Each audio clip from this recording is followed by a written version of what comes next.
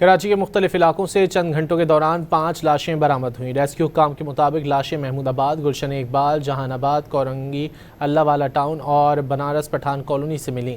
महमूदाबाद में घर से मिलने वाली लाश की शनाख्त 31 साला अहमद रज़ा और कोरंगी अल्लाहवाला टाउन के घर से मिलने वाली लाश की शनाख्त 70 साला अब्दुर्रहमान के नाम से हुई, जबकि 3 लाशों की शनाख्त ना हो सकी।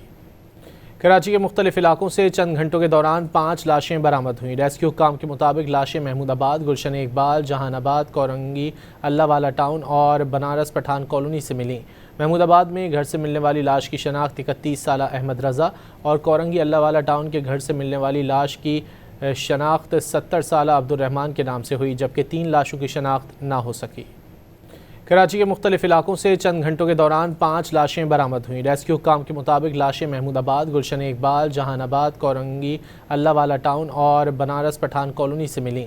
महमूदाबाद में घर से मिलने वाली लाश की शनाख्त 31 साला अहमद रज़ा और कोरंगी अल्लाहवाला टाउन के घर से मिलने वाली लाश की शनाख्त 70 साला अब्दुर्रहमान के नाम से हुई, जबकि 3 लाशों की शनाख्त ना हो सकी।